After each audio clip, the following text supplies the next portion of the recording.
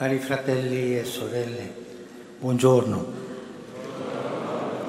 Ci sono cardinali, ci sono vescovi, ci sono preti, ci sono suori, ci sono le laiche, i laici, ci sono i bambini, ma tutti siamo fratelli. Non è più importante il Papa, il cardinale, i vescovi, tutti fratelli. Ognuno ha il suo compito per far crescere il popolo di Dio. Capito?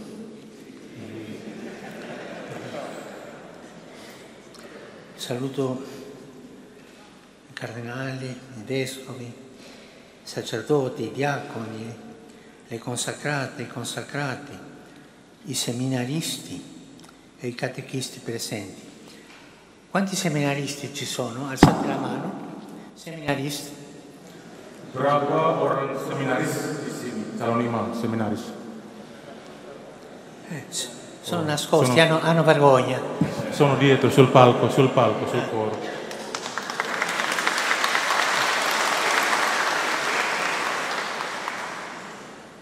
Ringrazio il Presidente della Conferenza per le sue parole e anche i fratelli e le sorelle che hanno condiviso con noi le loro testimonianze.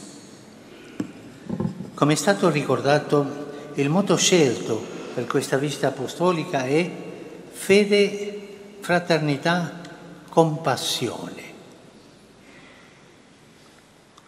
Penso che siano tre virtù che esprimono bene sia il vostro cammino di Chiesa, sia la vostra indole di popolo, etnicamente e culturalmente molto varia, ma al tempo stesso caratterizzata da una connaturale tensione all'unità e alla convivenza pacifica, come testimoniano i principi tradizionali della Pancasila. Vorrei riflettere insieme con voi su queste tre parole. Saudara-saudari sekalian, selamat sore. Di sini saya melihat ada kardinal, uskup-uskup, pastor-pastor, romo-romo, suster-suster, awam, yang besar dan yang kecil. Semuanya hadir di sini. Tidak merupakan sebuah perbedaan di antara kita. Semua kita adalah saudara. Dan saya diberikan tanggung jawab untuk menumbuh dan mengembangkan Gereja Katolik.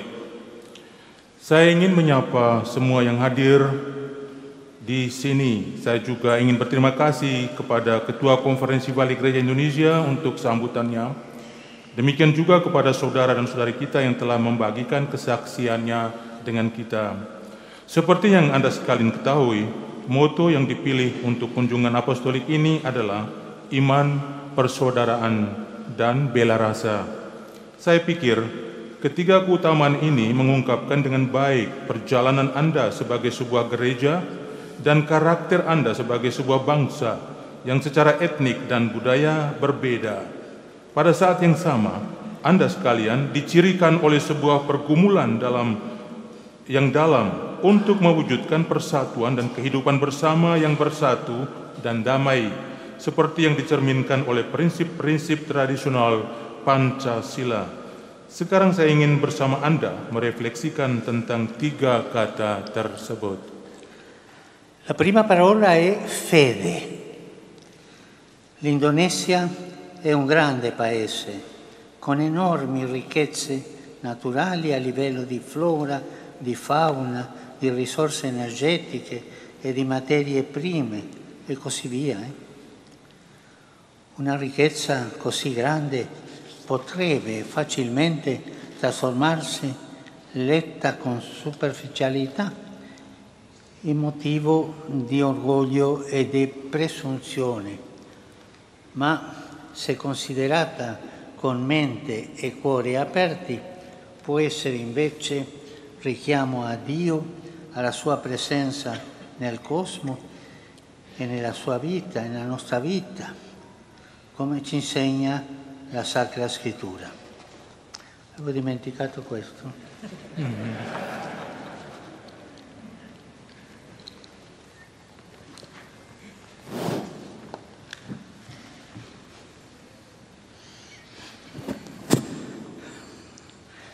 il Signore, infatti, che dona tutto questo.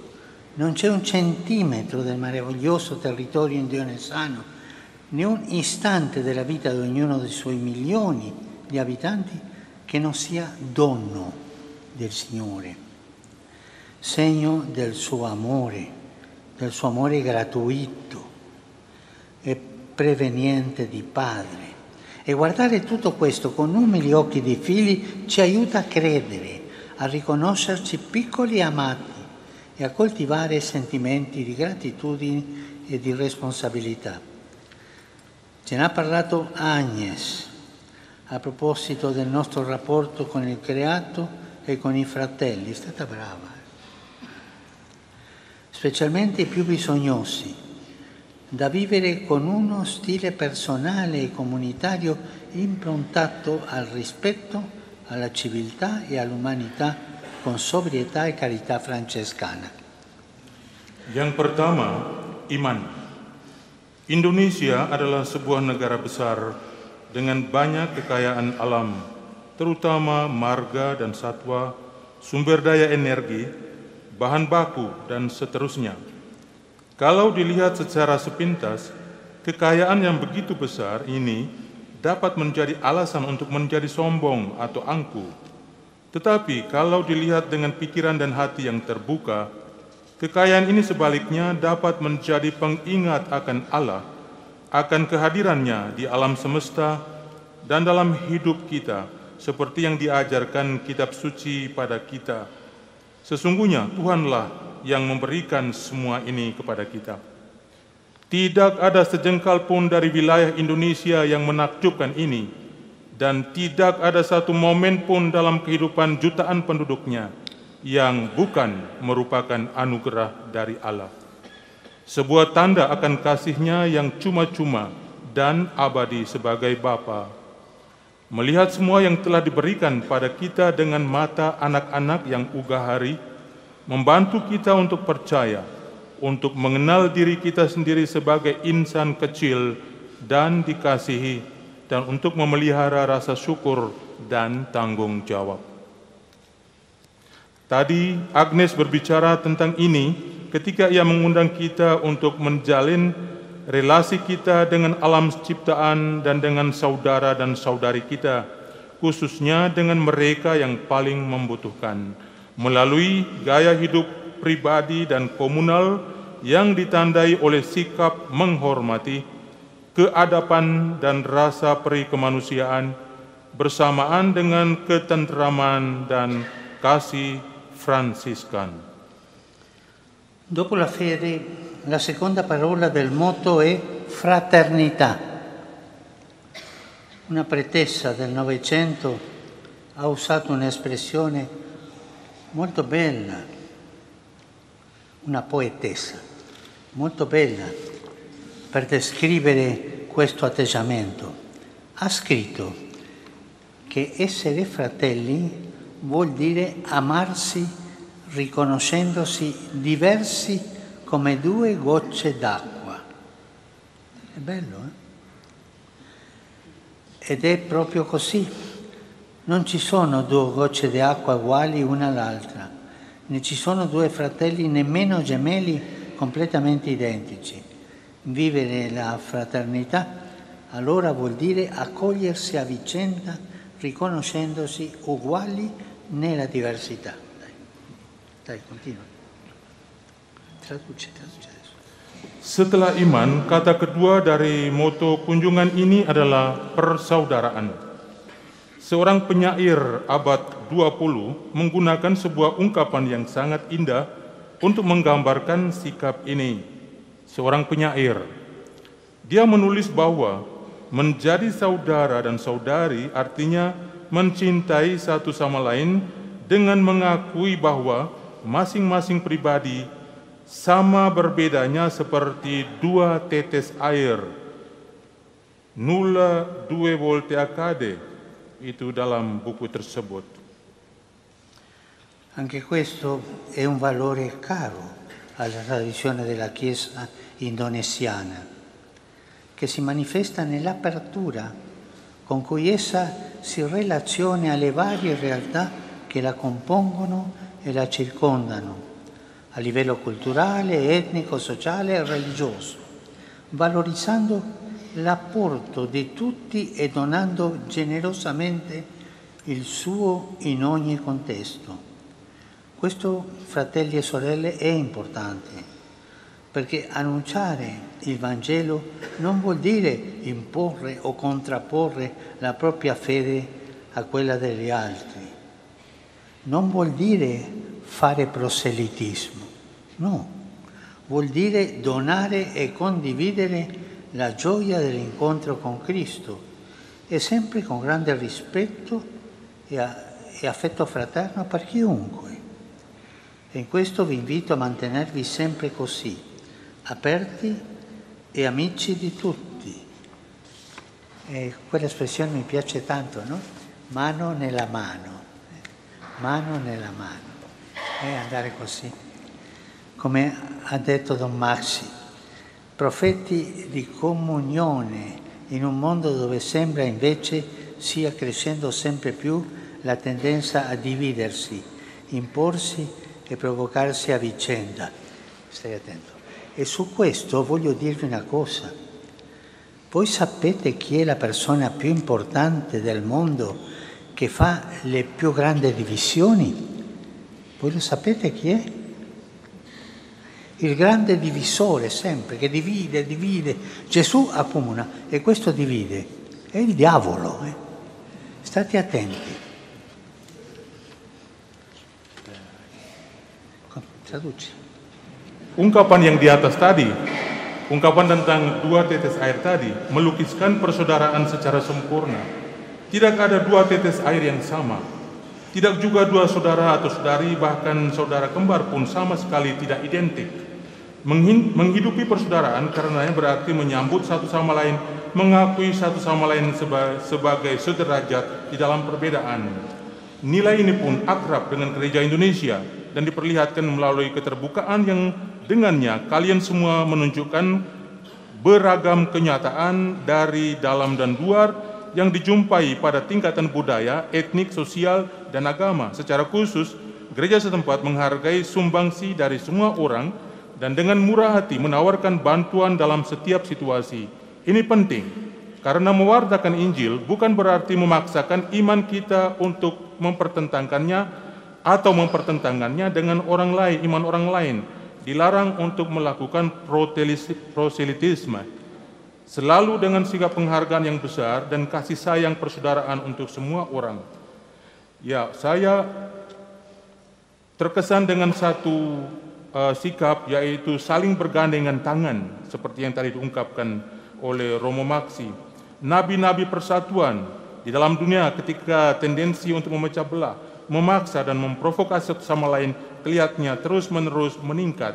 Dan satu hal yang beliau tambahkan secara spontan, kamu tahu apa yang mempunyai kepentingan atau apa yang memecah belahkan, apa yang meruntuhkan. Semua itu tentu saja adalah kerja setan. Jadi berhati-hati. Cosa ti ha fatto ridere? È importante cercare di arrivare a tutti, come ci ha ricordato Sorrina, con l'auspicio di poter tradurre in Bahasa Indonesia, oltre ai testi della parola di Dio, anche gli insegnamenti della Chiesa, per renderli accessibili a più persone possibile. E lo ha evidenziato anche Nicolas, descrivendo la missione del catechista con l'immagine di un ponte che unisce. Questo mi ha colpito e mi ha fatto pensare allo spettacolo meraviglioso nel grande arcipelago indonesiano di migliaia di ponti del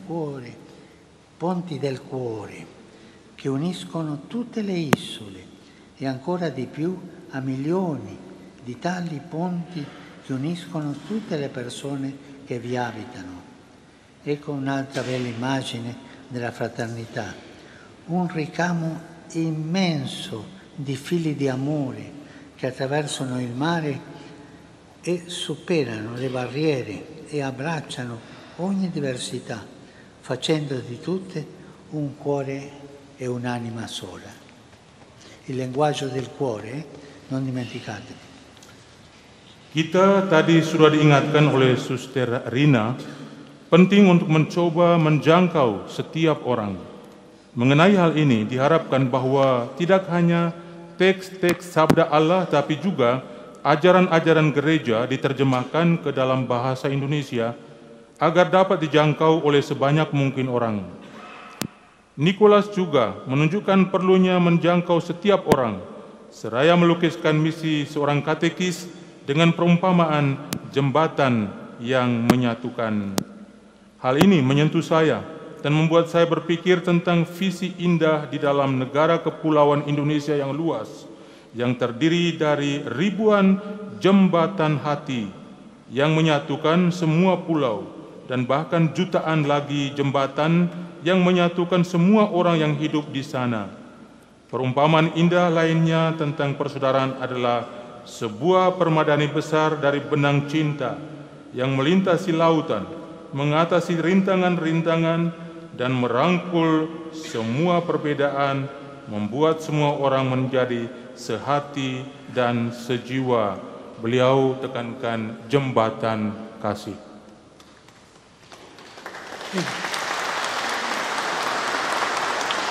E veniamo alla terza parola, compassione, che è molto legata alla fraternità. Compassione vuol dire patire con l'altro, condividere i sentimenti. È bella parola. Come sappiamo, infatti, la compassione non consiste nel dispensare elemosine ai fratelli e sorelle bisognosi, guardandoli dall'alto in basso, guardandoli dalle proprie sicurezze e dei propri privilegi, ma al contrario, compassione significa farci vicini gli uni agli altri, spogliandoci di tutto ciò che può impedirci di chinarci per entrare davvero in contatto con chi sta a terra e così sollevarlo da ridarle speranza. Sekarang kita sampai pada kata ketiga, bela rasa, yang sangat terkait erat dengan persaudaraan. Kita tahu bahwa bela rasa tidak dibatasi saja pada memberi sedekah kepada saudara dan saudari yang membutuhkan, sambil memandang rendah mereka dari menara rasa aman dan keberhasilan kita. Sebaliknya, bela rasa berarti mendekatkan kita satu dengan yang lain, menghapuskan segala sesuatu yang menghalangi kita untuk turun menyentuh mereka yang ada di bawah, mengangkat mereka dan memberikan mereka harapan. Bandingkan Fratelli Tutti 70. Terlebih, bela rasa berarti merangkul mimpi dan hasrat mereka akan kebebasan dan keadilan, memelihara mereka, mendukung mereka sambil melibatkan orang lain, memperluas jaring dan batas-batasan untuk menciptakan kekuatan kasih yang luas dan besar. E questo è importante, toccare la povertà. Quando io confesso, domando sempre alle persone adulte: tu dai elemosina? Mi dicono di sì, generalmente, perché è gente buona. Ma la seconda domanda: tu quando dai l'elemosina, tu tocchi la mano del mendicante? Tu li guardi agli occhi? O tu le butta la moneta da lontano per non toccarlo? Questa è una cosa che dobbiamo imparare tutti. La compassione significa soffrire, patire, accompagnare nei sentimenti a quello che sta soffrendo, abbracciarlo, accompagnarlo. E non solo, vuol dire anche abbracciarne i sogni e desideri di riscatto e di giustizia, prendersene cura, farsene promotori e cooperatori, coinvolgendo anche altri, allargando la rete e i confini in un grande dinamismo espansivo di carità. E questo non vuol dire essere comunista, questo vuol dire carità, vuol dire amore. Adalah penting untuk menyentuh orang-orang kecil atau kaum miskin. Ketika saya mendengarkan pengakuan, saya biasanya bertanya kepada orang, apakah dia atau orang itu pernah memberikan sedekah kepada orang miskin? Itu pertanyaan yang pertama. Lalu yang kedua, pertanyaannya, apakah dia juga menyentuh tangan orang yang meminta? Beliau ingin mengatakan bahwa kita tidak hanya memberi, tetapi juga bersentuhan langsung dengan yang meminta, kaum miskin, memandang ke dalam mata mereka. Itulah yang dikatakan tadi sebagai mengembangkan jaringan kasih. C'è chi ha paura della compassione. Ci sono persone che hanno paura della compassione perché la considera una debolezza, soffrire con altri una debolezza. Ed esalta invece, come se fosse una virtù, la scaltrezza di chi fa propri interessi mantenendosi a distanza da tutti, non lasciandosi toccare da niente e da nessuno, pensando così di essere più lucido e libero nel raggiungere i propri scopi. Purtroppo io ricordo una persona molto ricca, ricchissima, a Buenos Aires, ma che aveva il vizio di prendere più soldi. È morto, ha lasciato un'eredità enorme. E voi sapete quali erano le scherzi che facevano la gente? Poveretto, non hanno potuto chiudere la bara, voleva prendersene tutto e non ha preso niente. Ada juga orang-orang yang takut dengan bela rasa karena mereka menganggapnya sebuah kelemahan. Sebaliknya, mereka menjunjung tinggi seakan-akan sebuah keutamaan kelicikan mereka yang melayani kepentingan diri mereka sendiri dengan menjaga jarak dari semua orang dan tidak membiarkan diri mereka disentuh oleh apapun dan oleh siapapun. Jadi mereka berpikir bahwa mereka lebih cerdas dan bebas dalam mencapai tujuan-tujuan mereka. Ini adalah cara yang salah dalam melihat realitas. Beliau memberikan sebuah contoh. Di Argentina, di Buenos Aires, beliau mengenal seorang yang kaya, yang selalu ingin menerima dari orang, mengeruk kekayaan melalui orang lain.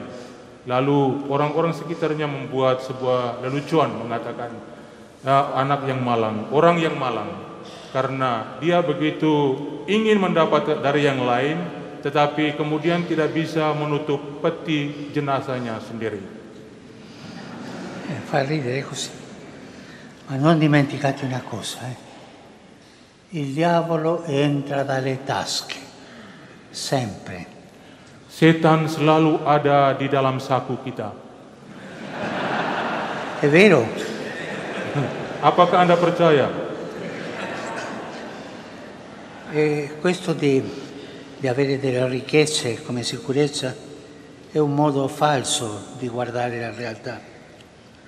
Ciò che manda avanti il mondo non sono i calcoli di interesse che finiscono in genere con distruggere il creato e dividere le comunità, ma la carità che si dona, questo porta avanti, la carità che si dona. E la compassione non offusca la visione reale della vita, anzi ci fa vedere meglio le cose nella luce dell'amore, cioè ci fa vedere meglio le cose con gli occhi del cuore. Yang membuat dunia bergerak maju bukanlah perhitungan kepentingan pribadi, yang umumnya berujung pada kerusakan ciptaan dan pemecah belahan komunitas, tetapi mempersembahkan kasih kepada sesama. Bela rasa tidak menggelapkan visi kehidupan yang sejati. Sebaliknya, bela rasa membuat kita mampu melihat pelbagai hal lebih baik dalam terang kasih. Secara spontan beliau mengatakan, kita melihat realitas dengan baik hanya dengan mata hati. E vorrei ripeterlo, per favore state attenti, non dimenticate, il diavolo entra dalle tasche. Ya. Oleh karena itu, tolong jangan lupa, setan selalu ada di dalam saku. In proposito, il portale di questa cattedrale nella sua architettura mi sembra riassuma molto bene quanto abbiamo detto in chiave mariana. Esso infatti è sorretto al centro dell'arco a sesto acuto da una colonna sulla quale è posta una statua della Vergine Maria. Ci mostra così la Madre di Dio prima di tutto come modello di fede, mentre simbolicamente sostiene col suo piccolo sì tutto l'edificio della Chiesa. E il suo corpo fragile, appoggiato alla colonna, alla roccia che è Cristo, sembra infatti portare con lui su di sé il peso di tutta la costruzione, come a dire che essa opera il lavoro dell'ingegno dell'uomo, non può sostenersi da sola. Maria appare poi come immagine di fraternità, nel gesto di accogliere in mezzo al portale principale tutti coloro che vogliono entrare, è la madre che accoglie. E infine è anche icona di compassione. Nel suo vigilare e proteggere il popolo di Dio che con le gioie, i dolori, le fatiche e le speranze si raduna nella casa del Padre. È la madre della compassione. Berkaitan dengan ini, kita melihat arsitektur pintu masuk utama katedral ini dengan titik berat pada corak Marianya, merangkum dengan baik apa yang telah kita katakan tadi. Di pusat lengkungan yang menunjuk ke atas, terdapat pilar yang di atasnya ada patung perawan Maria. Hal ini menunjukkan kepada kita bahwa Bunda Allah di atas segala-galanya adalah teladan iman. Tetapi dia juga secara simbolis menopang seluruh bangunan gereja melalui ya-nya yang sahaja terhadap rencana Allah. Tubuhnya yang rapuh, yang diletakkan di atas pilar, di atas batu wadas yang adalah Kristus sendiri, seolah memikul beban seluruh bangunan bersamanya, seolah-olah mau mengatakan pada akhirnya bahwa karya manusia dan kecerdasan manusia tidak dapat mendukung dirinya sendiri. Oleh karena itu, Maria dalam hal ini tampil sebagai citra persaudaraan, sebagai sikap yang menyambut di tengah pintu masuk utama kepada mereka semua yang ingin masuk. Akhirnya Bunda Maria juga merupakan sebuah ikon bela rasa yang mengawasi dan melindungi umat Allah yang dalam suka dan duka mereka bekerja dan berharap yang berkumpul di rumah Bapa.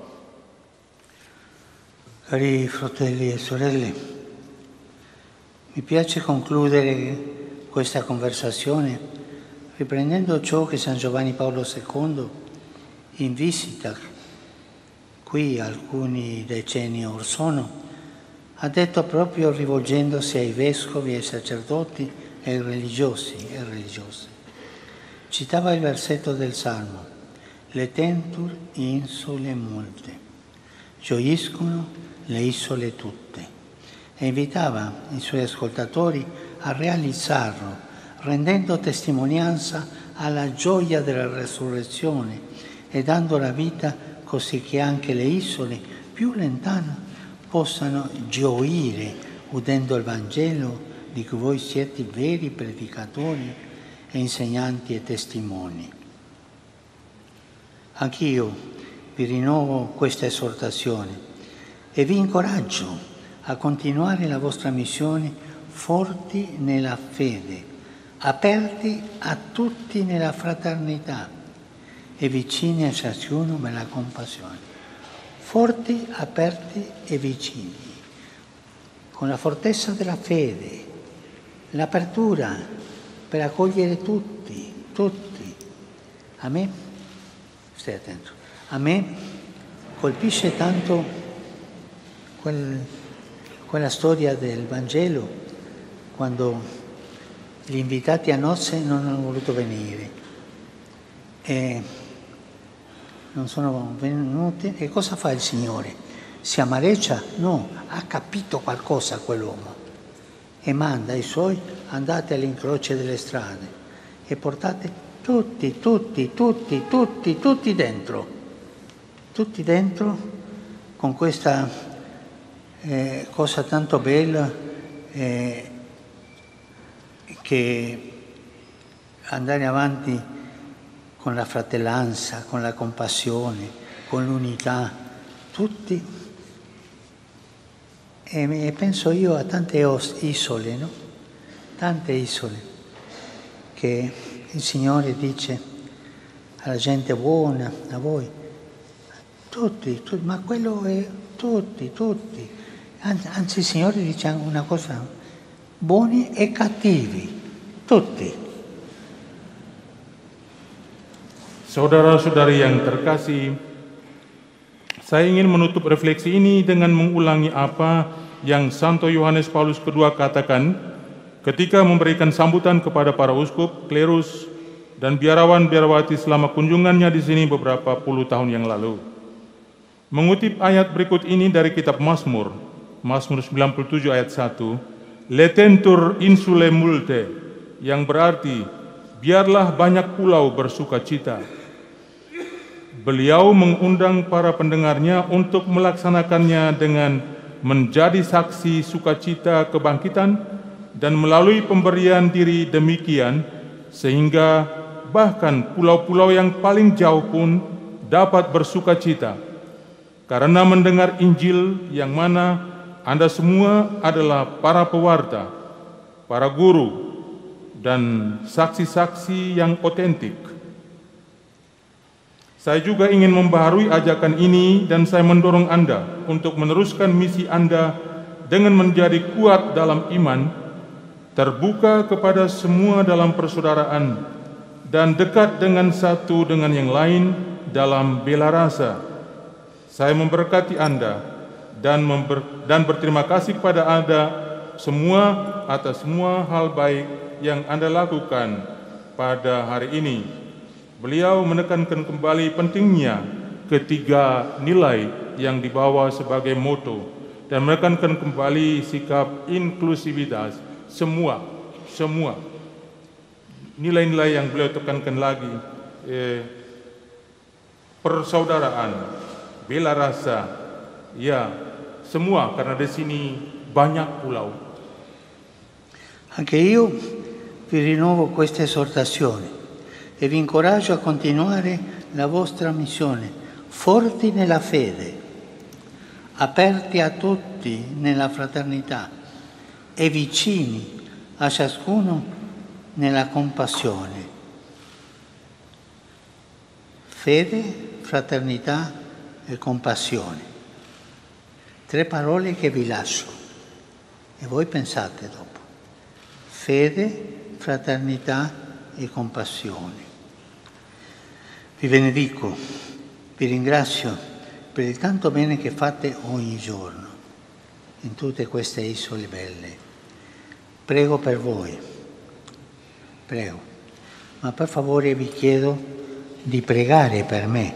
Ma state attenti a una cosa, pregate a favore e non contro.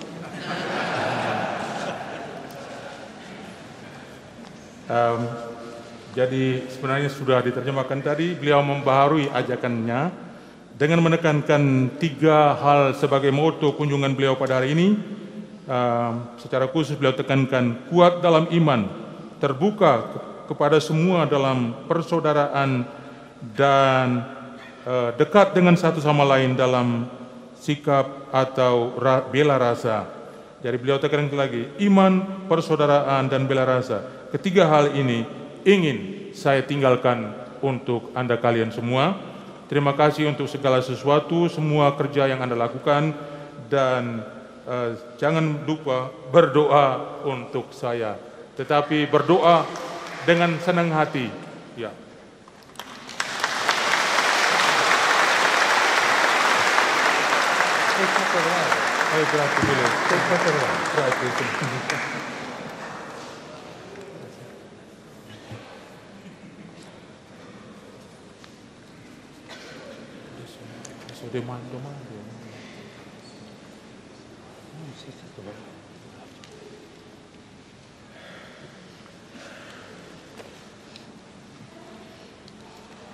Let us all kneel and pray of Ave Maria.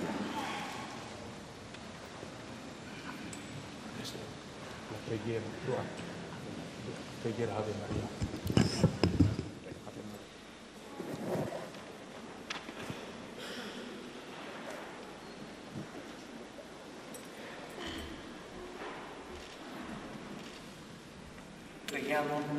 Ave Maria, ognuno nella propria lingua.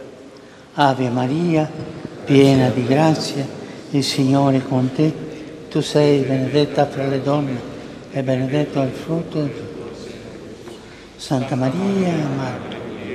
Prega per noi peccatori, adesso è l'ora della nostra morte. Amen. Domino vobiscum. Et cum spiritu tuo. Sit nomen Domini benedictum. Et cum nunc et seculum. Aiuterium nostrum in nomine Domini. Qui fecit celum et terra. Benedicat vos, omnipotens Deus, Pater, et Filius, et Spiritus Sanctus. Amen.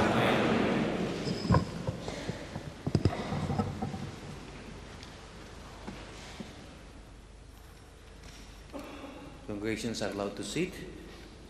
As the last session of our meeting, there will be 2 photo sessions of the Holy Fathers with the bishops attending this event. In the first session, we would like to invite the President Bishops of the Indonesian Bishop Conference and the Emeritus Bishop of Indonesia and some other bishops who have been assigned for the photo session.